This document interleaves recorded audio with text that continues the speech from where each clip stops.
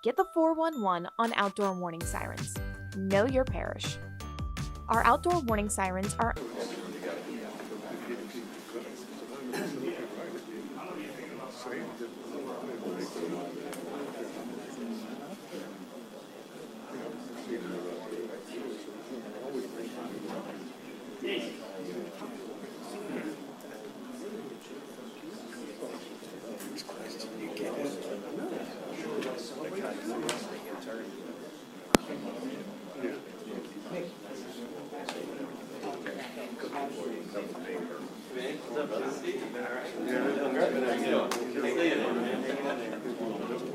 You look nice and sharp. Oh, yeah, you know. Council meeting Monday, start jacking them. Hey, what's going on?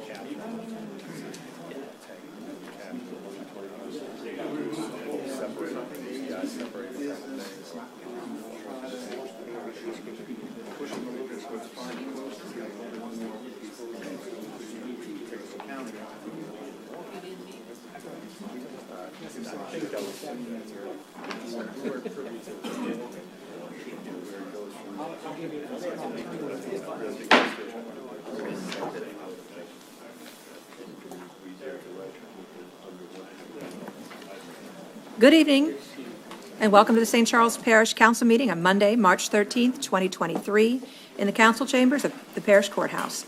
Please silence all electronic devices and remove all hats. This meeting is called to order with a prayer and a pledge of allegiance from Pastor Chris Housewright with Grace Point Church in Destrehan.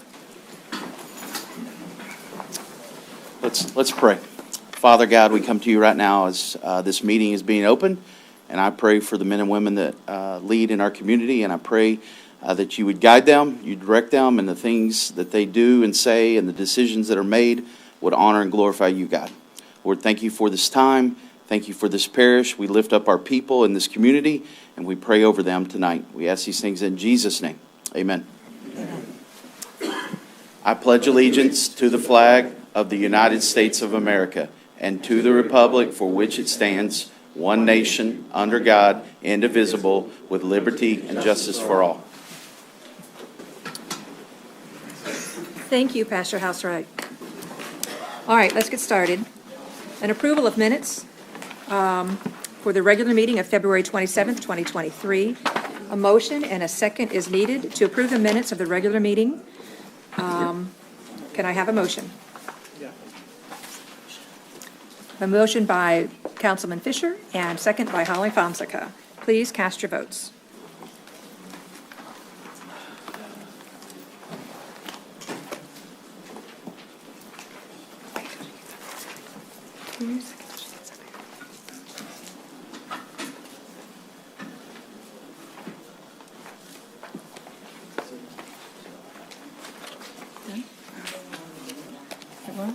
Oh, okay. Ready? That passes unanimously with Councilwomen Gordon and Fisher Cormier not here. Now she's here. Now she's here. Now we have special business. Special business proclamations and canvass returns, etc. Item number 2023-0046, in recognition, St. Charles Catholic High School Football 2022 LHSAA Division III State Champions. Miss Fisher Cormier. Nope. No? This Fisher. Oh, Thank you, Madam Bob Chair. Fisher. Wrong Fisher. Ron Fisher. Our first week back in the council chamber, so excuse us a little bit. So I have the honor and the privilege to proclamation for the Parish of St. Charles in recognition of the St. Charles Catholic High School 2022 LHSAA Division III State Champs. I'd like to call out the St. Charles Parish residents that were members of this team and the coaching staff. We have Mr. Cooper Babin, Aston Cassian, Logan Dewhurst, Evan Dufour, Jackson Foss, Ian Frank, Ryan Goberts, Cole Abear, Cole Hurst, Maddox Madare, Blake Charavella, Carson Barnes, Colt Craig, Charles Taylor, Hayden Anarado Joseph, Luke Dewurst, Jackson Deuster, Fourier Fab, Riley Foss, Nathan Gabriel, Dylan Rosales, Bo Toka, Maximus Tonglet, Andrew Bosco, Aiden Arthurman, Britton Dean, Haley Falgout, manager, Kason Gilbert, Abel Dubut, Alexis Tubot, manager. The head coach is Wayne Stein. The assistant coaches are Ty Monica, Jason Brown, John Talley, Tyler Forsythe, James Robinson, Evan Mitchell, Noah Bork, George McGovern, Ronnie Kelly, Randy Madare, Derek Gobert. The statistician is Michael Monica. The trainers, Emily Meyer and Miss Harley Bouquet.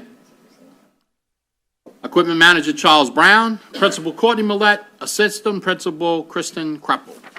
Let's give these gentlemen a nice hand.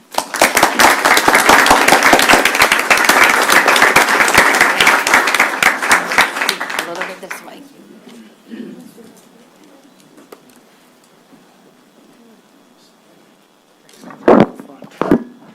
Go ahead.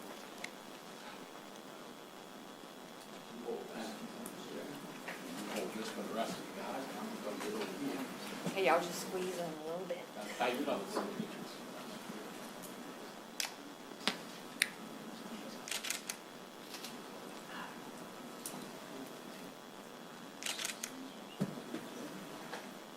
Perfect.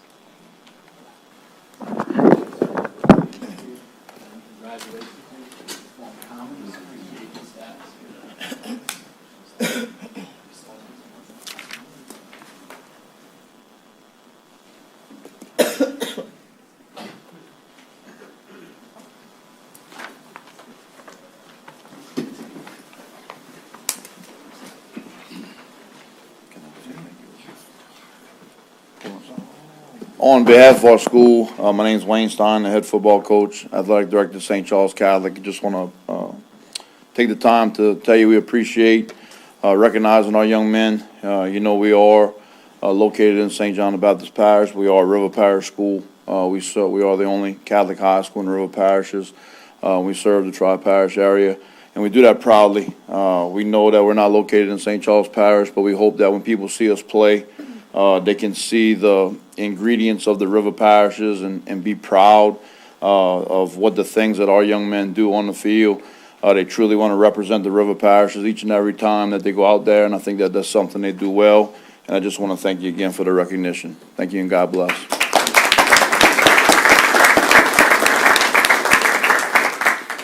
Thank you, Coach Stein, and congratulations to everyone on the team. Item number 2023-0057, proclamation AmeriCorps Week in St. Charles Parish. Mr. Jewell. Thank you, Chairwoman. Proclamation. Whereas for years, National Service Recognition Day was a standalone day to honor AmeriCorps members and volunteers. In 2022, this important community joined AmeriCorps Week to celebrate. And whereas AmeriCorps is a federal agency tasked with elevating service and volunteerism in America. It engages more than 250,000 AmeriCorps members and AmeriCorps senior volunteers in a national service at several locations each year. And whereas AmeriCorps engages thousands of Americans each year in sustained, result-driven services through AmeriCorps and AmeriCorps senior programs. And whereas members and volunteers continue to help communities ensure students stay on track to graduate, combat hunger and homelessness, respond to natural disasters, fight the opioid epidemic, help seniors live independently, support veterans and military families, and much more. And whereas each March, the country recognizes and gives thanks to the members and volunteers who raise their hands to help when the need arises. They are often the first on the ground and the last to leave, making sure their projects are better than they found them. Now, therefore, be it resolved that we, the members of the St. Charles Parish Council and the Parish President, do hereby proclaim March 12th through the 18th 2023 as AmeriCorps Week in St. Charles Parish and encourage residents to recognize the positive impact of national service in our parish and to thank those who serve and to find ways to give back to their communities. Today we have Ms. Jeannie Araby, who will be present to accept.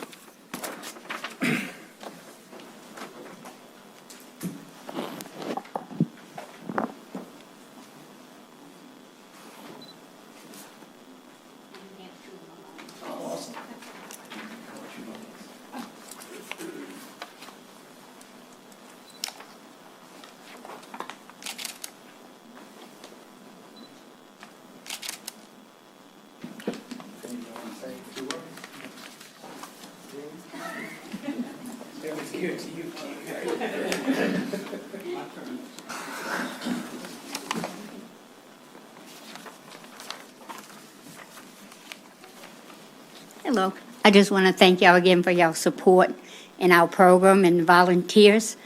They're very happy to see y'all at an event that we host. And we do have a St. Charles Recognition Day coming. It'll be in April, and you'll be getting the invitations for that. Okay, thank you. Thank you, Ms. Araby. Next item is item number 2023-0047, Proclamation, Retired Teachers Day in St. Charles Parish. Ms. Fluley. Thank you, Madam Chair. Proclamation, whereas Louisiana's retired teachers have devoted their careers to the education and training of tens of thousands of Louisiana's youth, and whereas Louisiana's retired teachers have provided job and social skills training for adults throughout the state, and whereas Louisiana's retired teachers have rendered valuable service in diverse leadership roles to their communities and institutions throughout their careers and continue to render such services as retirees. And whereas Louisiana's retired teachers represent the profession which is given the basic responsibility for launching the careers of state and national leaders and for laying the foundation for the welfare of all members of our society. And whereas Louisiana's retired teachers have toiled ceaselessly to improve the quality of life in the state and nation, often in less than adequate circumstances and for less than adequate pay. And whereas Louisiana's retired teachers represent a tremendous pool of experience and training which remains dedicated to the betterment of society everywhere. And whereas Louisiana's retired teachers represent a loyal, patriotic, and concerned citizenry which provides a dedicated and dependable support to the leaders of our communities, state, and nation. Now, therefore, be it resolved, we, the members of the St. Charles Parish Council and the Parish President, do hereby proclaim Thursday, March 16, 2023, as Retired Teachers Day in St. Charles Parish. And Mr. Billy Picard is here to accept the proclamation. And my dad was a teacher and longtime retired teacher in the parish of St. Charles, and probably hired a lot of the current retired teachers for the parish. So thanks to the retired teachers.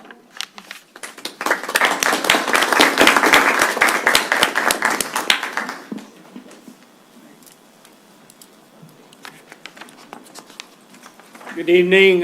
Thank you. My name is Billy Picard. If you don't know me, I'm the president of the St. Charles unit of the retired teachers. And I'm sure in your lifetimes you've come across some retired teachers. And on behalf of, we have approximately 800 or so retirees actually in the parish that are retired teachers. So on behalf of the retired teachers, thank you very much, and we appreciate this. Thank you, Mr. Picard. Next item up is item number... I just wanted to add that a lot of the retired teachers serve on multiple boards and committees throughout the parish for a lot of the nonprofits. So thanks again to the retired teachers. Thank you. Next item up is item number 2023-0048, Proclamation, United Way of St. Charles 5K Bridge Run Day in St. Charles Parish. Now, Ms. Fisher-Cormier. Thank you, Madam Chair. Proclamation, whereas on Saturday, April 1st, 2023, United Way of St. Charles 5K Bridge Run, presented by Shell, co-presented by Valero St. Charles Refinery, will be held to benefit United Way of St. Charles. And whereas United Way of St. Charles provides funding to 30 agencies and programs that provide a wide range of health and human services in St. Charles Parish.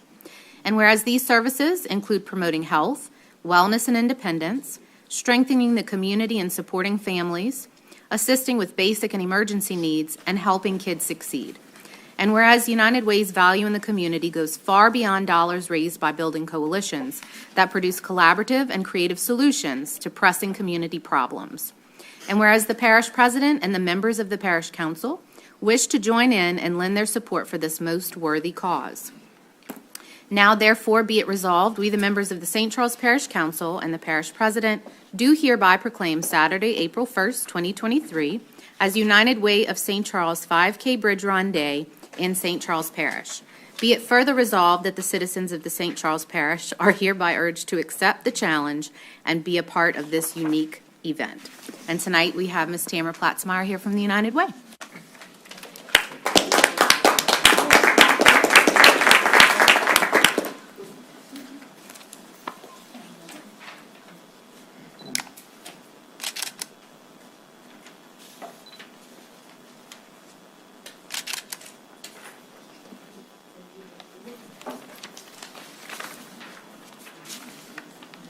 Thank you.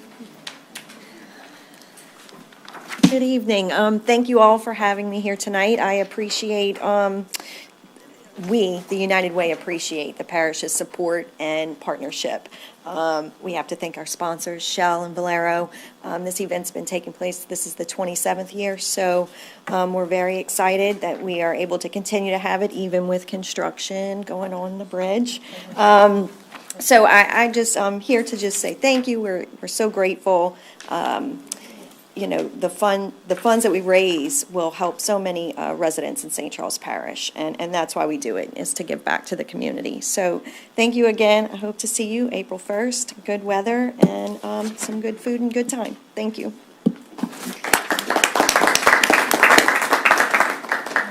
Thank you, Mrs. Platzmeyer. Sorry.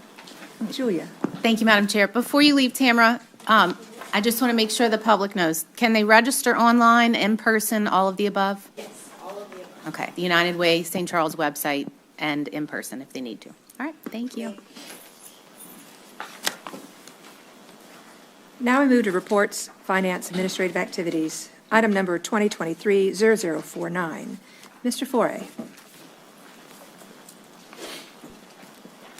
Thank you, Madam Chair, members of the council, Parish President Jew, Dwayne Foray, Department of Parks and Recreation here in St. Charles Parish. Our mission is to provide quality recreation programs, activities, parks, and facilities that allow all of our residents to enhance their quality of life. Our funding sources are as follows. Operations and maintenance is funded by 2.9 property tax millage. We also have capital improvements funded by general fund transfers and grants. And then we have our recreation construction fund, which is a fee in lieu of land donation for developers that come here in St. Charles Parish. Our park structure is currently 56 parks, 356 acres. That's a mix of parks, neighborhood parks, regional parks, state parks, and community parks. Also multi-use pads, Edward A. Dufresne Community Center, and boat launches. We currently run over 45 programs. That's for our youth, adult, senior, and individuals with intellectual disabilities here in St. Charles Parish. One project we all been waiting for that's coming to fruition pretty soon. April 5th is the ribbon cutting, is our Veterans Memorial. I tell you, it was worth the wait for our monuments. They're absolutely gorgeous. That will represent each branch of the service, Gold Star Monument with a Prisoner of War Monument also. Some other completed projects this year, West Bank Levee Trail, which has a gazebo, some picnic benches, restroom facility, parking lot, also trash receptacles. Our ADA replacement ramp at the Edward A. Dufresne Community Center was a huge plus. It's been well received, and we have no falls since we actually installed that. East Bank Levee Trail, 2 gazebos, repainted the restroom, brand new amenities, bench seating, picnic tables, trash receptacles, raised the canopy of a beautiful oak tree that's right on side of there. A lot of great response. It's a wonderful facility. Also, Veterans Memorial, like I said, April 5th is the ribbon cutting. And then Ashton Soccer Complex, restroom, concession stand, and storage facility. You know, Ed, what they do, Frank? Oh, coming, 2023 list of upcoming projects. And I want to say, like I said earlier, we get most of our funding for capital improvements from general fund transfers and grants. I want to thank each and every one of you with our administration for focusing on quality of life improvements. As you see, we have many coming on board and even more to come. West Bank Spray Park, that's going to be located right on side of our community center, additional parking with an outdoor restroom. People that are utilizing the spray park or just come and reminisce at the Veterans Memorial will be able to use that restroom facility and additional parking. West Bank Bridge Park, the 2 turf fields, the new addition. That's the first phase of a multi-planned whole renovation of our West Bank Bridge Park, which we've been preaching for years that needed to have some upgrades. I want to thank you all for committing that funding source for us to do those wonderful things. And next year we'll focus on the East Bank. Rathbone restroom facility should be done by the end of this year. I'm knocking on wood. That's been a project that's been put on hold, but we seem to be gaining some traction and real excited about that. And then our IMTT. That park is almost complete. The struggle has been with lighting, not only at that park, but additional parks around the parish. The metal halide structures that sit on top of the pole are going extinct. And unless we convert to LED, it's real troublesome to find. So that's the hold up on some of those projects. Now, a wonderful community center. Our mission is to create a positive leisure, cultural, and educational experience which will enhance the quality of life for all people in and around St. Charles Parish region by providing a broad range of programs in the arts, recreation, enrichment, and lifelong learning, striving to create and sustain community traditions through special events, outreach activities, and facility rentals, as well as being a community through collaboration and celebration. And as you see, our usage went up. We had a couple rough years due to COVID and then the hurricane, almost at 52. Of that 52,000, we had 363 events. Almost 90% of those events were here in the parish, Parks and Rec, our council staff, administration, training for risk management, RSVP programs, cornhole, volleyball, basketball, all those wonderful things. So we continue to get great usage, and that place continues to impact our community. Thank you so much. That concludes my report. I'd be happy to answer any questions you may have for me at this time. Thank you, Mr. Forey. Ms. Cluley. Thank you, Madam Chair. The timeline for the turf installation at the West Bank Bridge Park, has it been contracted out? That should be going out for bid here shortly. I think bids will be due April 27th. Around that time, so that project will be bid any day now. So it'll probably be installed after it should be done by year-end 2023. So will teams that would normally play there have to play someplace else, or it won't interrupt the games? No, ma'am, it won't interrupt the games this year, and hopefully 2024 we'll be playing on those fields. A while back, we had funded some and did some engineering for benches along the levee walking trails. Mm-hmm. Do you know where any of that stands? Yeah, we got a pretty eye-opening experience when we got some quotes for that, and correct me if I'm wrong, it was 15 to 20,000 for each location. So we wanted to scale back, kind of hold off, get some other things going, but that's definitely in the funnel to get done, hopefully in the next couple years. Okay, well, when costs come down. I was just going to mention, I think when we requested quotes on it, it was kind of at the height of all the. Yeah. There's a lot of concrete involved in it, and we were thinking it'd be more like $5,000. No. Yeah, it was about $180,000 if I'm not mistaken for how many locations? 12 or. Yeah. It came out to about 15,000 a site, so we kind of we pumped the brakes on it for a second. We ought to pump the sand from behind the levee and use that mix. Yeah, thanks. Ms. Belloc. Thank you, Madam Chair. Mr. Forey, due to the lighting situation at IMTT, when do you think the park is going to be reopened again? Well, we're gonna be demoing the lights there and then look for a later date to add new lighting because most of the poles are damaged. That should take place starting next week. And we have some new fencing we gotta put up, but that shouldn't deter us from opening this facility to the public. Okay, and what about the dog park that we talked about? When do you think that's gonna? I don't think that's gonna happen in 2023.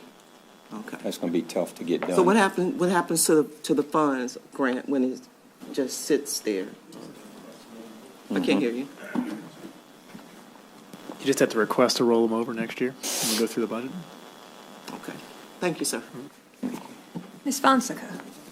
Thank you, Madam Chair. Dwayne, I'd just like to thank you and your staff for all that you do, specifically to the community center. You know, the building is approaching 10 years old, and it still looks new. And I really appreciate the care that y'all take with it to keep it that way. Thank you. Ms. Cormier. Thank you, Madam Chair. Really glad to hear, Mr. Foray, that the Rathborne restrooms are moving forward. That's a really great park, and, you know, that District 7 has needed it for some time. With that being said, I'm sure you can anticipate my follow-up question relative to the parking there. Is that in the near future, have we lost the grant funds? Do we have any update on that? I can't even sit here and give you And an if you could answer. send me- I can speak to it. I mean, Okay. So Carl has been working with that agency on the grant. So what we did was we relinquished the grant. They told us the best way for us to do it would relinquish the grant and then come back for the grant. There's a couple of things that legal is working on as it relates to the land donation. Because we had a specific amount of time to start that project where the land reverts back to Rathborne. So you're going to see in the next, I don't know, month or so, a document basically reverting the land back to Rathborne and then them donating it back to us. So that's going to be coming, and that's what that's going to be in regards to, and hopefully we can go back after that grant. And it was told to us that we would have the opportunity to receive even more money than we did in the first grant, so. I know the legal issues were some of the holdup, and I thought all of that was resolved. Did that not get resolved? Oh, on the original grant, it did, but once we hit that deadline, with the land reverting back, we kind of have to take a step back and go through that again. So we have to reapply completely? Yes. There's a chance we don't even get that grant again, potentially, if it's a competitive grant. Potentially, but we're pretty confident. I had that conversation with the grants officer because I had the same thought process, and she's pretty confident that we can get it again. Okay. And no issues with Rathborne and the land donation? No, I don't believe so. I think that they understand what we want to do, and they've been very receptive to that, and we're kind of going through the steps that we have to go through. Gotcha. All right. Thank you. I'm excited about the restaurant. Yeah, we are too. Mr. Jewell, did you have something additional to say? Yeah, I just wanted to thank Dwayne and all of our Parks and Rec staff for what they do. We really do have great programs in the parish, great volunteers, great people who run our booster clubs. All the volunteer coaches take a lot of time out of their day to make recreation work, and really those volunteers are the core of the recreation program. Without them, we would be hard pressed to do anything other than provide parks for kids. So if you're at home listening, you're a parent, thank you for committing your time to coach other kids and volunteer to run booster clubs and things like that, because that really is what it's all about. And without you guys, we couldn't do it. So, and thanks again to the staff, because they, you saw it up there. 2.9 mils is what you pay for recreation, and that gets you 356 acres of park, 56 park sites. And while they're not always in perfect shape all year round, I feel like our residents get really the best bang for their buck out of recreation, and our guys do a tremendous job of keeping those fields and those park facilities in the best shape that they can. Mr. Foray, I know that the ribbon cutting ceremony for the Veterans Park, the plaza, was delayed because of the granite. Is that, for lack of a better word, that date solid, that we're going to, it's going to be that date? Awesome. Thank you. 6 p.m. 6 p.m.? April 5th. April 5th. Thank you very much. Thank y'all. Appreciate y'all support.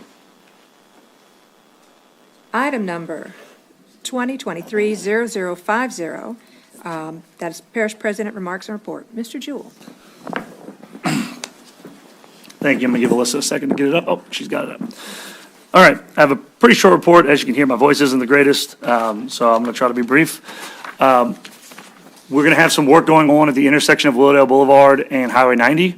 Since we're anticipating a lot more additional traffic on Willowdale with the upcoming Lakewood Drive reconstruction, we're doing everything we can to allow traffic to flow as freely through this intersection as possible. So what we're going to be doing is widening that intersection and allowing for a full right turn lane as well as the lane that goes straight. So that'll allow for some cars to stack up in there and keep stuff moving a lot quicker through there. Our folks have already gone out there and driven some sheet piles on the side of the box culverts there, and work should commence within the next few weeks out there. We'll be working with Barrier Construction, and we will do some notifications to try to get our residents to avoid that intersection. Should only take a day or two to get it done.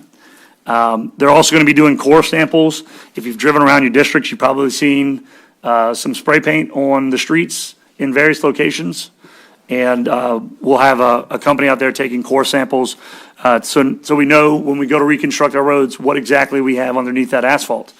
That was from a contract that the council approved, I believe, end of last year. Let's see. Wastewater updates. So a contractor in Old Luling, specifically BLD, is doing the Old Luling Phase 2 wastewater work, and they are performing cured in-place pipelining. This is a method that we are using to have as minimal of a disruption to our residents as possible. What happens is they slip basically a soft, kind of like a fiberglass pipe through the existing pipe. It's impregnated with resin, and they pump steam in it to cure it in place. And that new pipe cures inside of that old pipe. And we were just talking about behind the scenes here that it's got at the very least a 50-year life to it. So it's a very good system for us. And again, minimal disruption to the resident, as it only takes about a couple hours to cure. So they'll be doing that to take care of all the I&I that they've located as a result of the Phase 1 sewer study in that area. Over to Waterworks. As you are aware, we've been replacing smart meters. The big push is going to be happening right now. The parish, since 2009, has replaced 13,651 meters with digital meters. 6,000 meters are going to be replaced in the Destrehan, Ormond, New Sarpy portions. In New Sarpy, portions of Ama and Booty, Parity, Des Allemands, Baigosh, and Magnolia Ridge as well. The approximately 3,000 remaining meters are going to be slated to be replaced in 2024. And with this, we're also going to be working on a new billing system, which is underway this year. That is really going to automate a lot of the processes that we're doing manually right now. As you know, the billing office is open one day a week right now. That's because the billing takes so much time for us to do manually while we have some other people training to work that front desk, to work the phones. So that's going to be temporary, but we thought it was very important to make sure that our bills go out correctly, because that would be an even bigger headache if they did not. So again, on the screen, you can just see it. I'm sorry, that's small. That's a picture of what the new meter would look like. And then to the right, that's what the receiver system looks like. So it's going to be sending that monthly reading to that system. We'll be able to get a much better accurate reading and hopefully get on a much more normal billing cycle where you don't have 25 days and 35 days and 30 days. Our goal is to get everything much more consistent and to get a lot of our processes automated. And don't worry, there's going to be still plenty of things for our employees to do. So that's in the works. Over to Parks and Recreation. Y'all just heard the report. But you can see Des Allemands Park. This is American Legion Park on WPA Road. We've been tearing down a lot of the old fencing, old trees, repairing backstops, fixing drainage, bringing in fill to take care of low spots. And they're working towards a new pavilion and new basketball courts at that location, as well as new backstops and batting cages. And those backstops and batting cages should be done in the next couple weeks. As you can see, there's the batting cages. Okay, I'm sorry. This is, that's IMTT. Let's go back to IMTT. Continued progress at IMTT Park. I know Dwayne talked about it. Pavilions, sidewalks, bollards for the parking lot, batting cages, and then restroom upgrades, as well as demolition of the Ida damage. Next. Swamp School registration. First two sessions are full. Session 3 registration opens this Saturday at midnight. Session 4 registration opens next Saturday, March 25th at midnight. You can register at scpparksandrec.com for more information. All right, for Trash Bash, we are partnering with Keep Louisiana Beautiful for our 15th annual Trash Bash. We want everybody to get a group, come clean up St. Charles Parish. This is going to be Earth Day. And again, it's going to be Keep Louisiana Beautiful Day as well. April 22nd, and that's going to be Saturday, April 22nd. The celebration takes place at 11:30 a.m. at the Edward A. Dufresne Community Center. You can register at stparish.gov/trashbash. Same day, we're also going to have household hazardous waste collection. If you're like me, you've probably gotten a lot of questions about this. It's been since 2019 that this has taken place because of COVID. So we know there are going to be a lot of hazardous waste that is going to be brought to this event. Items that will be accepted: paint, electronics, aerosol cans, oil, pesticides, herbicides, light bulbs, batteries, that's car batteries, alkaline, NCAD, no lithium batteries, household chemicals, bleach, soap, cleaners, detergent, and that's it. I need to check on tires. I know that's a big question as well, so we'll check on tires. That's it for my report. All right. Mr. Fisher. Thank you, Madam Chair. Mr. President, the hazardous materials location will be at the community center? It's going to be at the West Bank Bridge Park. We wanted to keep it away from the celebration. Perfect. Okay, thank you. All right, next up, we have ordinances, resolutions introduced for publication, public hearing. Monday, March 27th, 2023, 6 p.m., Council Chambers, Courthouse 2, 2023-0053, 2023-0054, item number 2023-0055, item number 2023-0051. Now we have ordinances scheduled for public hearing, introduced at a previous hearing. Item number 2023-0043, an ordinance to amend Ordinance 81-10-6, the St. Charles Parish Zoning Ordinance of 1981, as amended, Section 3, Section 6A.1.1.c, Section 6D.1.1.c, Section 6D.2.1.a, and Section 7.1, to add definitions, specify permitted primary uses and accessory uses to appropriate zoning districts, and add supplement use and performance regulations for large solar energy systems, LSES, and small solar energy systems, SSES, in order to regulate and promote renewable energy production. Mr. Albert. Thank you, Madam Chair. At Councilwoman Derensburg Gordon's request, our department began work on this a month or two ago. This sets up a regulatory structure for regulating solar farms in the parish. Prior to the proposed ordinance here, those type of facilities would be permissible in M2 by right as an energy generating facility. There were questions over the years about whether or not solar farms would be permissible in open land as a type of farming operation. So there were a lot of things that need to be clarified. I know a lot of sections were mentioned as part of the ordinance, but in summary, what this does is clarifies that solar facilities are a by right use in M2, a special permit use in M1, and a special permit use in open land that requires a supporting resolution from council in addition to the Planning Commission's decision. It also sets up some framework regulations for how solar units could be installed as an accessory use on smaller properties, typically residential, but it could be businesses.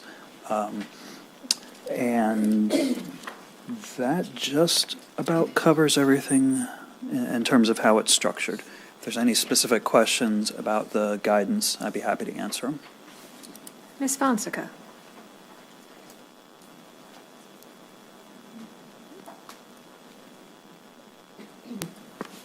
Thank you, Madam Chair. I spoke with Councilwoman Derensburg Gordon. I just had a couple of concerns, which are not major concerns. I do support this ordinance, with the exception of, we did have an instance a while back where a resident constructed a 30-foot tower, and the neighbor had to basically pursue stopping that in civil court because we didn't have anything on the books to prevent it. There was some concern that they might mount a camera or other equipment on that tower. My concern is not so much with the small. My concern is with the small energy system, which would be your residential areas, possibly some businesses, as you said. Residential areas where you have a lot of land, an acre, say an acre or more. Not so much concern there, but a lot of our residents live in subdivisions where the homes are really close together.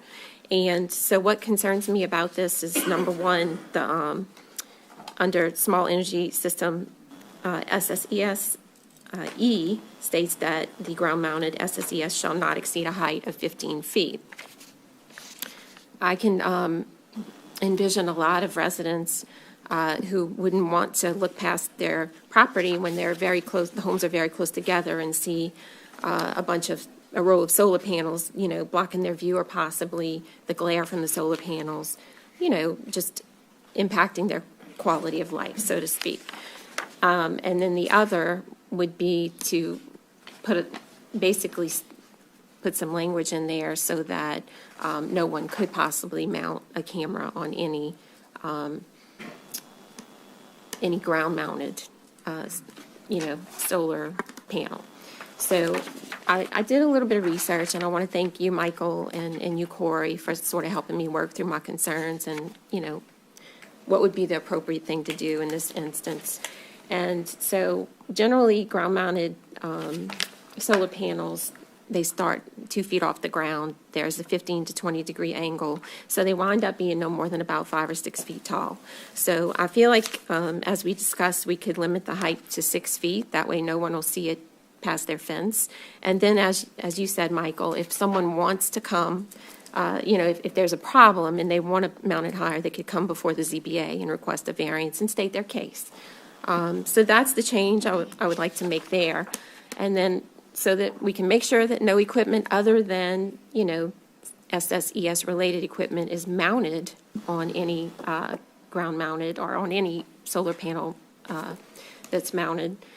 In K, I would like to restate it as an SSES shall be used in conjunction with only SSES related equipment, and then continue with the shall not be used to display advertising. So my motion is two things. On E, we're going to limit the ground-mounted SSES shall not exceed a height of 6 feet. And then on K, just add in an SSES shall be used in conjunction with only SSES related equipment, and then it continues on as written. Okay.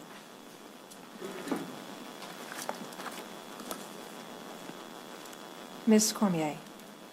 Thank you, Madam Chair. I agree with all of what these amendments are. I completely understand the situation that actually happened in my district, so quite familiar with it. However, your first amendment on the SSES letter E to the 6 feet, could we get even more specific and state that they're limited to 6 feet in residential cases only?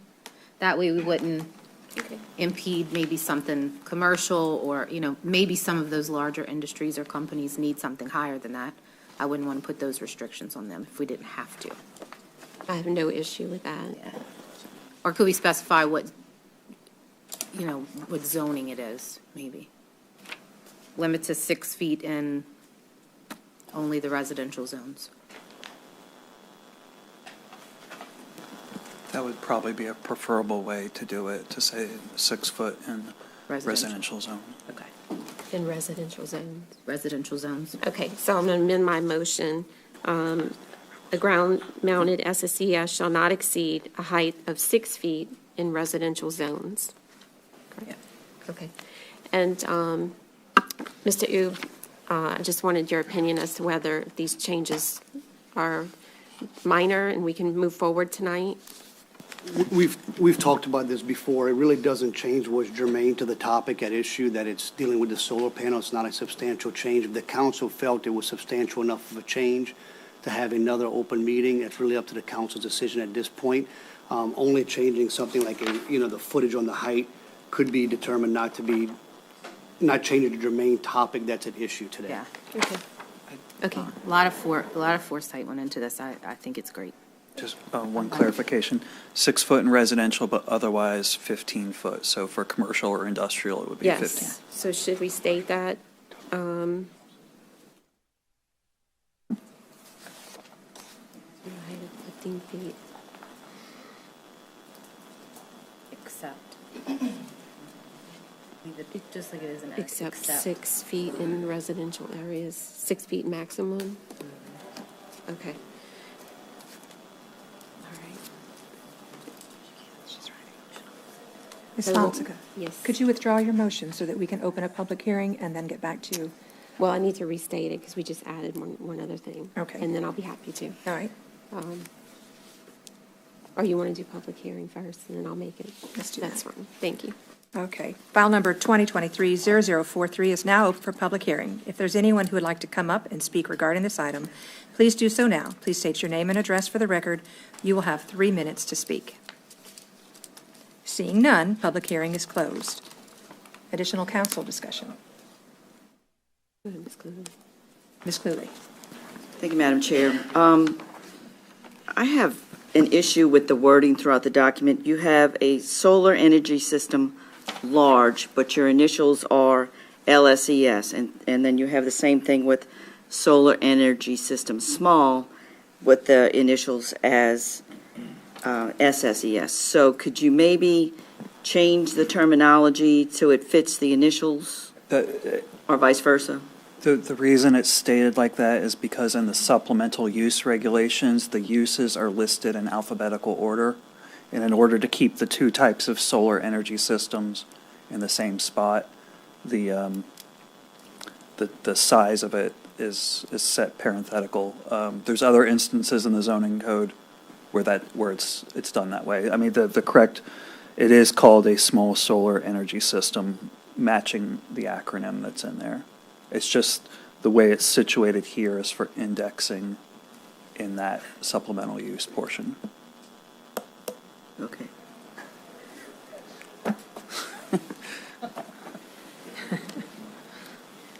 Okay. Okay, Ms. Fonseca? Okay. If no one else, then I'll go ahead and restate my motion.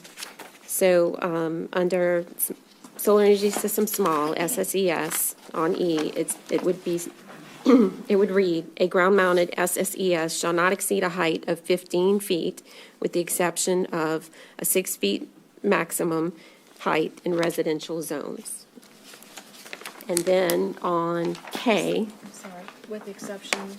of a 6 feet maximum height in residential zones.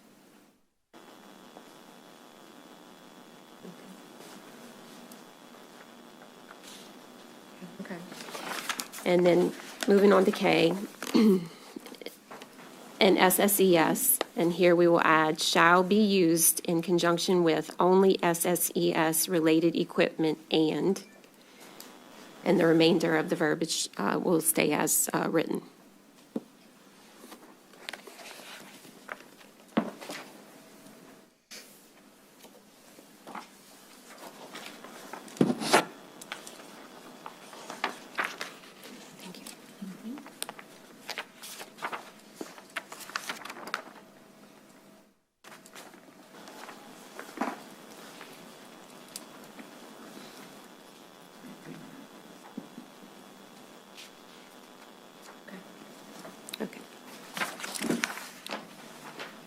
right.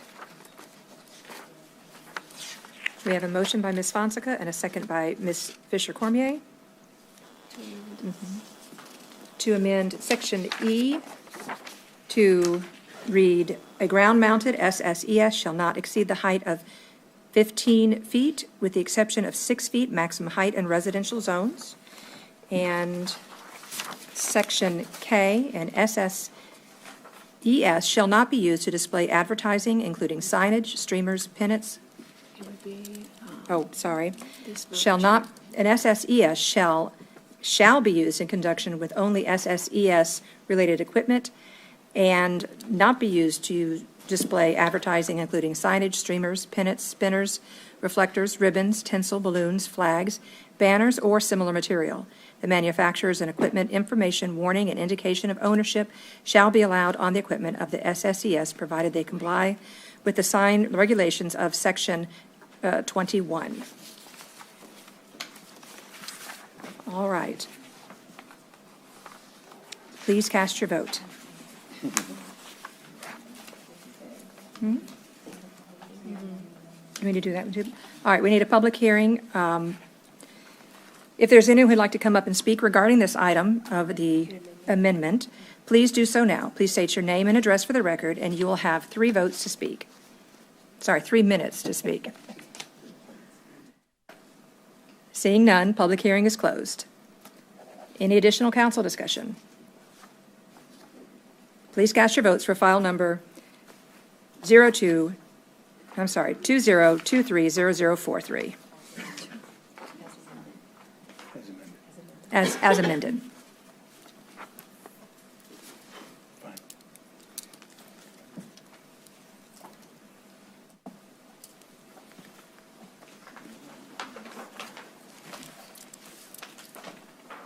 And that passes unanimously. All right. We now move to item number 2023-0044, an ordinance to authorize the sale of St. Charles Parish for property located at 917 3rd Street, Norco, Louisiana, and to approve and authorize the attached exclusive rights of sale accelerated market listing agreement with SVN Gilmore Auction and Realty Company to act as St. Charles Parish's designated agent auctioneer for the sale. Mr. Fauché. Is he not here? Corey? I can handle this. You can handle it? Since legal handled it, and Mr. Raymond as well, who's also here with any additional questions. Okay. This is the property located at 917 3rd Street, which was formerly the Edible Enterprise River Parish, which was used for the incubator program. It was destroyed by Hurricane Ida.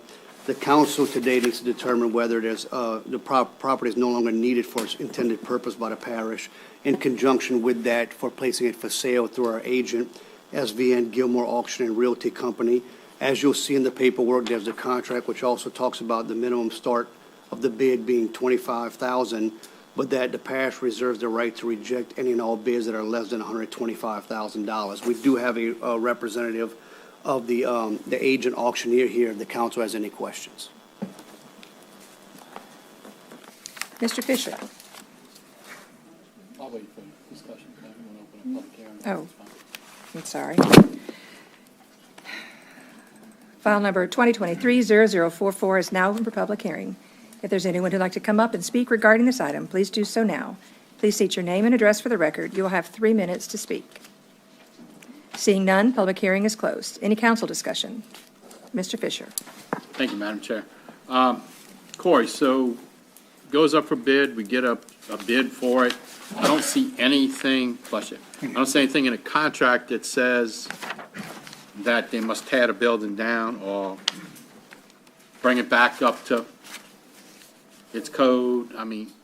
No, at that point, the new purchaser would be subject to any of our building ordinances and codes. At that point, we would have to either send them a violation letter to determine to get in compliance with the ordinances. We assume the new owner would do so upon purchasing. That's something that's very important. We'll let them know what deficiencies they have with our planning and zoning ordinances, and if they'd fail to do so, we would then go ahead and follow our normal legal process.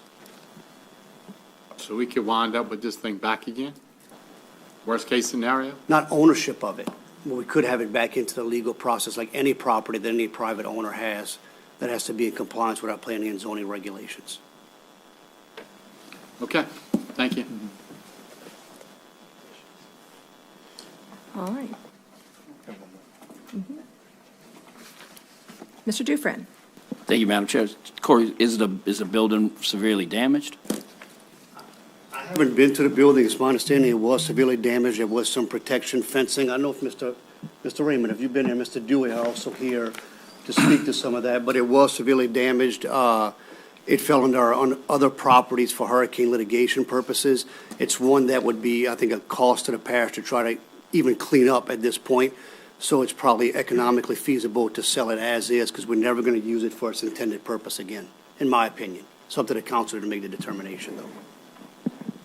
Gotcha. Mr. Thanks. Fisher? Yeah, I think I can clear it. It's in bad shape, Nikki. The roof's gone.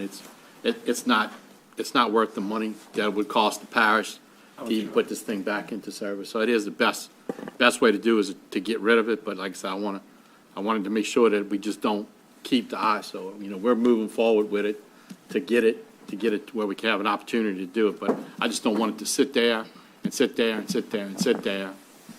We've got enough going on with that now. So, but yeah, it's not worth the money to spend to fix it. President Jewell? Yeah, I'll just say that building is damaged. It is repairable. It is repairable. We didn't think it was in our best interest as the parish to go ahead and repair it. But the best way to get this building back into commerce and get it as a actual beneficial property to the parish is to let it go. While Edible Enterprises was great for the parish for some years, it had gotten to the point where we were pumping in hundreds of thousands of dollars a year for people from New Orleans and Jefferson Parish to come in and incubate their business here and then move it out of St. Charles Parish into other parishes. So that was the ultimate decision for us to let it go and move forward, and that's why I think it's a good thing if we auction it off. Okay. Please cast your votes for file number 2023-0044.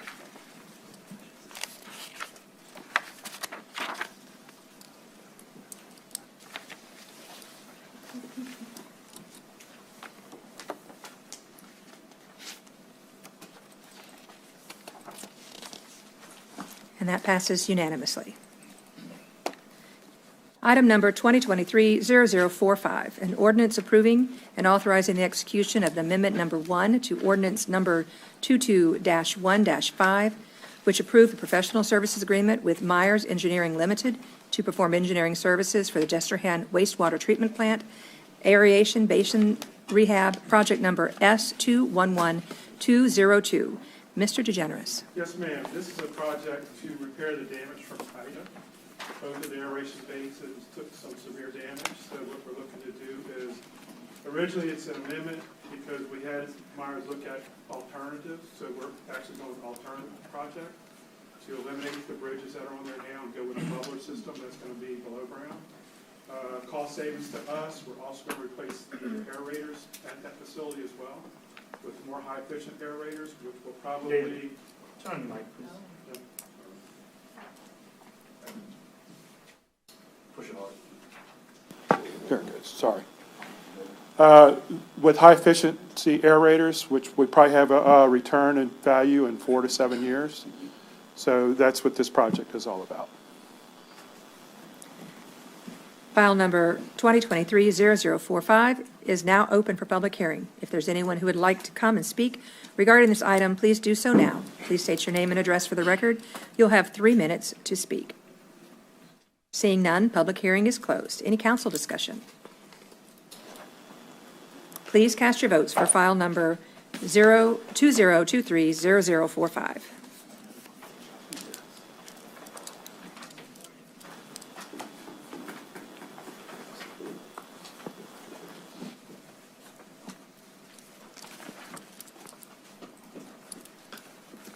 That passes unanimously. Moving on to resolutions. Item number 2023-0056, a resolution in support of Planning and Zoning Commission Resolution 2022-1, adopting the 10-year update to the St. Charles Parish 2030 Comprehensive Plan. Mr. Albert. Thank you, Madam Chair. Happily, despite COVID, despite hurricane, we still delivered on the comp plan update, on budget and on time, all things considered. The commission reviewed in November the document before you, asked for some changes, which were finalized in December, and it took a little bit to get it printed, but we're happy to bring the finished product to you for your consideration. File number 2023-0056 is now open for public comment. If there's anyone who would like to come up and speak regarding this item, please do so now. Please state your name and address for the record. You will have 3 minutes to speak. Seeing none, public comment is closed. Any council discussion? Ms. Cluley. Thank you, Madam Chair. I know this project took a whole lot longer than it was expected to. Is that right? The actual project work time, only a little bit. The delays were kind of when we were shut down because we couldn't hold some of the outreach due to COVID, and then in the storm, and then from Ida, which understandably no one was in a position to do this work at that point. And am I correct in saying that any designations on the new recommended land use map doesn't change current zoning on any properties? Absolutely correct. And we had a fairly robust outreach regarding the map towards the end, where we brought in landowners to discuss the individual changes and took their concerns or requests to the commission for that final approval. So you actually invited the landowners to come in for that? All right, thank you. Mr. Fisher. Thank you, Madam Chair. Michael, I having been this first time that I was exposed to it as an elected official, I want to say thank you for the amount of information that came out. I attended several of the outreach. I think people's questions were answered. I think a lot of the residents came and looked at it, maybe versus what had happened last time, but the amount of information that's available and the job they did, it must be complimented, because it was really a good product. And like I said, it's going to give us a true 2030 plan. Now, we talked about this back in 2010, but I think it works good, and it recognizes a lot of stuff. The infrastructure, the possible raise of residency, and some of the use of that. But I want to say kudos to it. So, really good product. Thank you, sir. Please cast your votes for file number 2023-0056.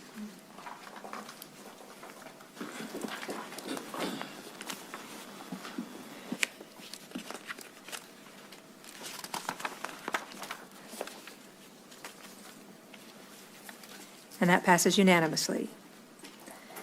Appointments.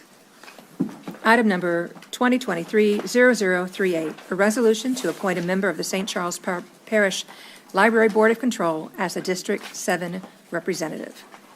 Council Chair shall accept nominations for Library Board of Control from District 7.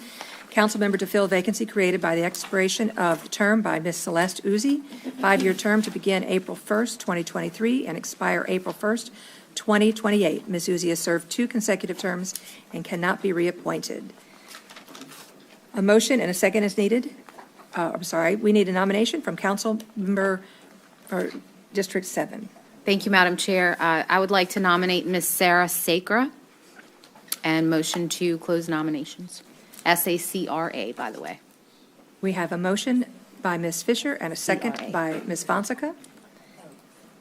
Please cast your votes to close nominations.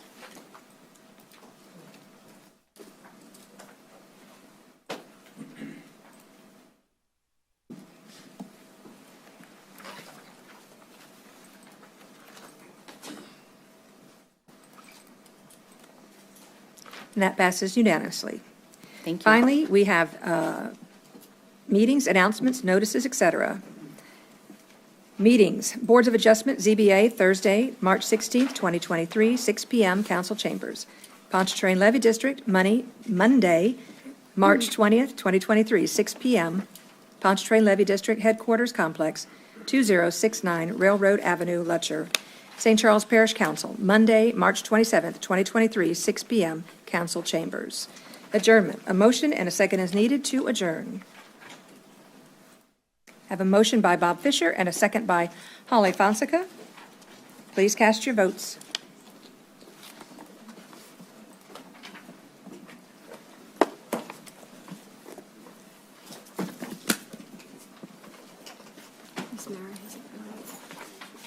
Mary.